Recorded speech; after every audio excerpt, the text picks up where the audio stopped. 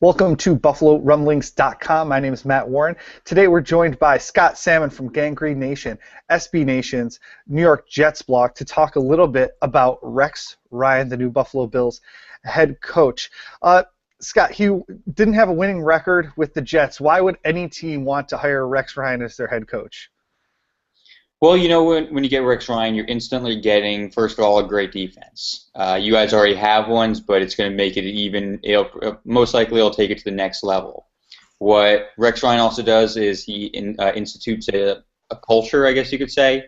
And before Rex Ryan came to the Jets, they had Eric Mangini, who was didn't really have a personality, I guess similar in some ways to Doug Marrone, and he's sort of, just because Rex Ryan has such a forceful personality, he's sort of it's like nothing you've ever seen before, and you probably saw that from just from his press conference. So a lot of it's defense, a lot of it's just the culture that he's going to bring to the team, the identity he'll bring to the team.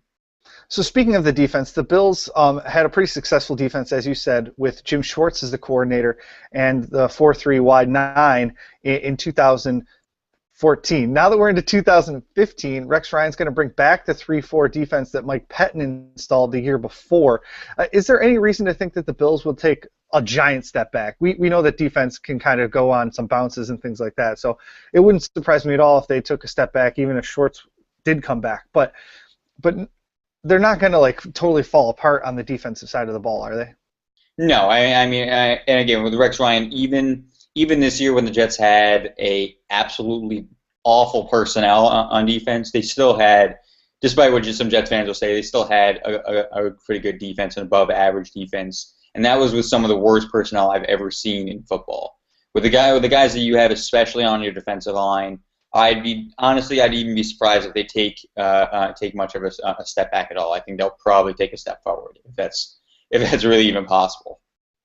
So when Ryan comes in, one of the first moves that he makes, and they go back and forth a little bit on this, is to replace Jim Schwartz with his coordinator from the Jets, defensive coordinator from the Jets, Dennis Thurman.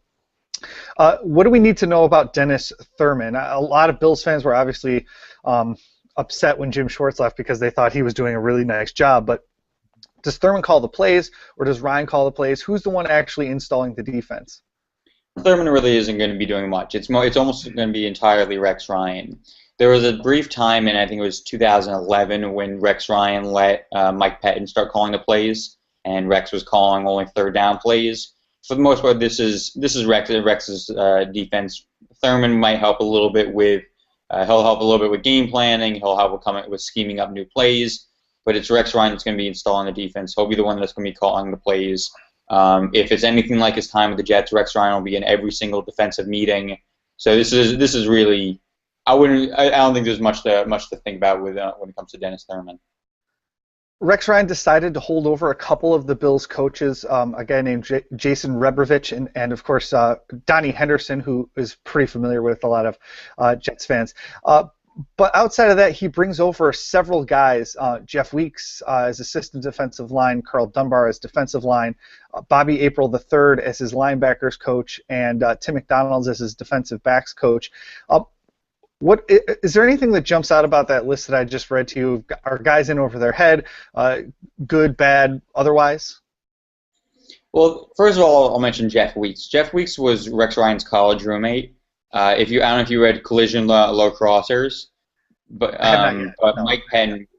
No, it's a book about the 2011 Jets, and a reporter spent time with the team. And Jeff Weeks was sort of highlighted in there as not really doing anything. He was just he's there because he's a friend of Rex Ryan, and that was pissing a lot of people off, especially Mike Pettin.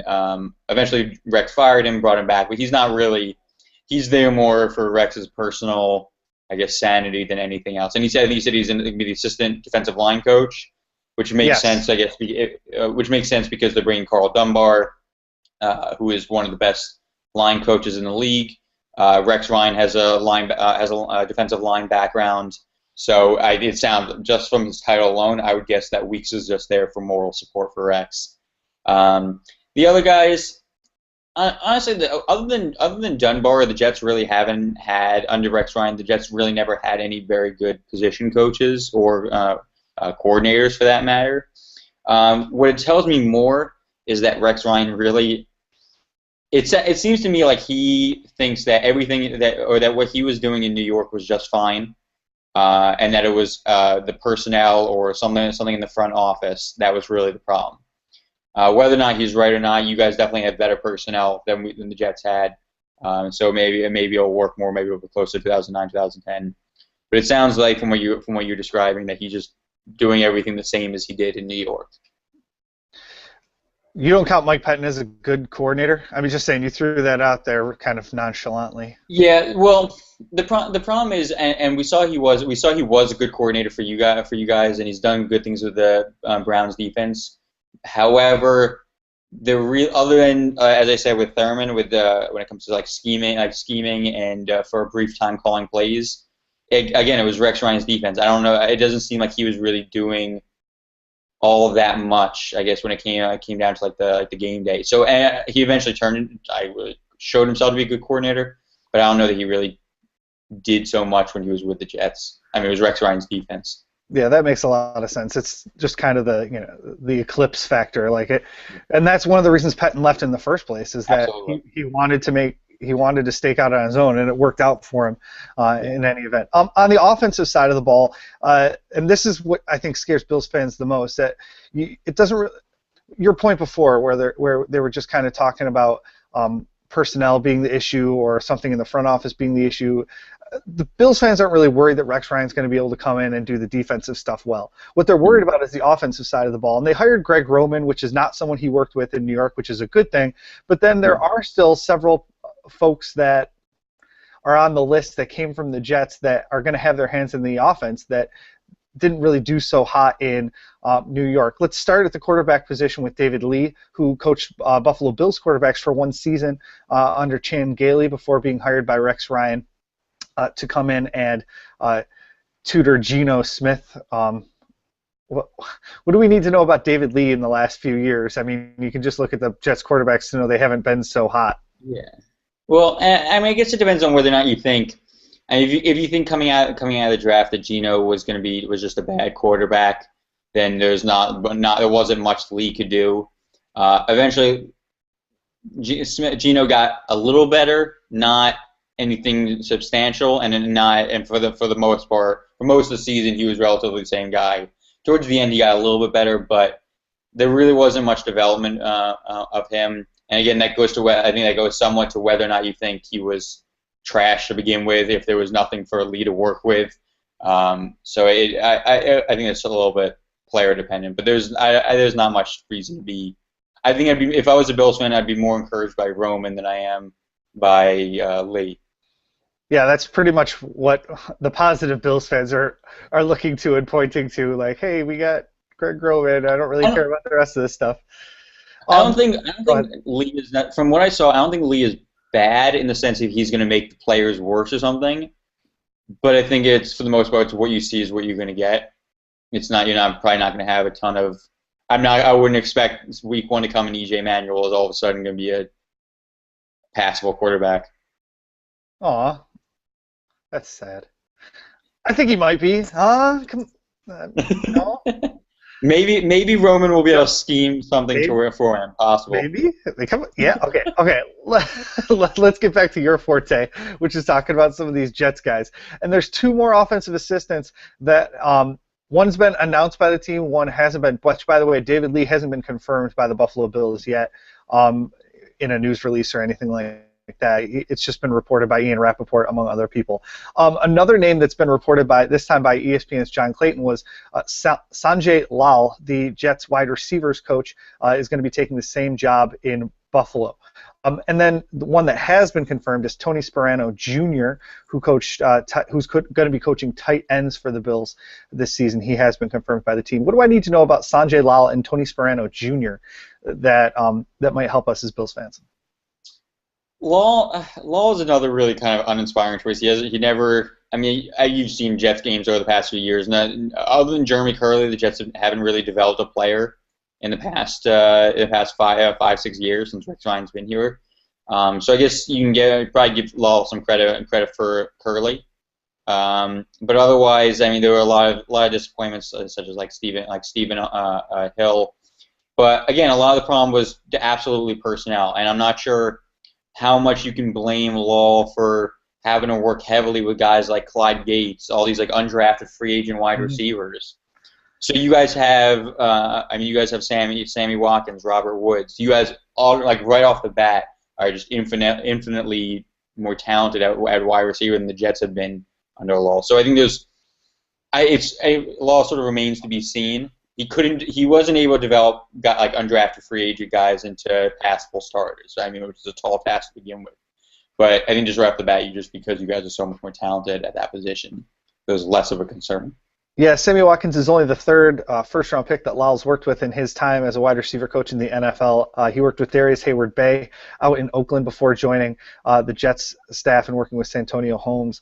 But I would think that Sammy Watkins is more talented than both of those guys. And just like a lot of people have been saying that Rex Ryan can't develop an offense, well, he's also got at least Watkins as the most talented the wide receiver he's ever coached. So there's a lot of reason to hope for it. Why didn't the Rex Ryan bring his special teams coordinator with him? Well, the Jets have had a lot of issues with special teams in the past few years. It seems like since in the past few years they've had some issues. So it may have just been that he thought that Thomas McGahee had some great moments this season. He had some really bad moments this season on special teams. And I think my guess is Rex Ryan just thought it was too up and down. There are also some rumors that McGahee was interested in going to the University of Houston, which is where there's his alma mater, to coach. There were some rumors. I don't think there's been anything about that yet so far this offseason. So that may have played part of a role in it. So overall, should Bills fans be excited about Rex Ryan, the coach, on the field? It's easy to get excited about his press conferences. We know he's going to win those events, and he's going to be gregarious. People are going to love him around town. But should they be excited about Sundays with Rex Ryan or game installations with Rex Ryan, I guess is the right way to say it? I think that depends on what you think about Doug Whaley. If you think he's going to be able to provide Rex Ryan with some good players, some talented players, then I would be very excited, because we've seen what Rex Ryan can do with a talented team. If you don't think that he's going to be able to provide him with players, particularly on offense, then there's not much reason to be encouraged, because I don't think it's likely Rex Ryan will develop those players or what he has on his own. So I think a lot of your excitement depends on with what you think he's going to be given. I don't know enough about Whaley and his drafting tendencies to say for sure. But again, if you think he'll be able to get some more players, if he can get some more players like Sammy Watkins, especially on offense, then I think there's a lot of reason to be excited about him. I've got one last question for you, Scott Salmon of GanggreenNation.com, our New York Jets affiliate with SB Nation. I was really looking forward to this coaching trade with Doug Marrone going to the Jets and Rex Ryan coming to the Bills. What happened there? Thank God. It sounds like what happened was, and again, this isn't confirmed or anything like that. It sounds like what happened is Doug Marrone left his job with the Bills. Woody Johnson was really interested, because Woody Johnson gets obsessed with people that can beat him, or that beat him on the field. And he then came in for an interview, and it sounds like Marrone came in and essentially demanded too much. It sounds like he demanded a lot more control over the team than Woody Johnson was expecting to give, and so the interview went poorly. I think it probably was related to his ego, which is, I guess, something that we saw in Buffalo. No, that's not possible. Okay, well, thank you for that information. It looks like Doug Marrone is going to be left without a chair in the NFL's annual game of musical chairs, and so we'll see where he ends up. I would imagine he's going to end up being down in Houston, either as nominal offensive coordinator with Bill O'Brien still calling his own plays, or just an offensive assistant, and then try and get a job next year, which should be interesting. He's going to take the Mike Mularkey career path, is what a lot of folks are saying, which is another similar situation with him resigning his position as the Buffalo Bills head coach, and then not quite. Well, he did eventually get back there, but it took him a while. Anyway, thank you, Scott Salmon, for giving us some insight on Rex Ryan, and I'm sure that that first Jets game is going to be one to circle on the calendar. It might even be a primetime game if the NFL knows what it's doing. So I'd be surprised if not. I'm sure we'll talk to you about it right before that game. So thanks again. Absolutely. Thank you.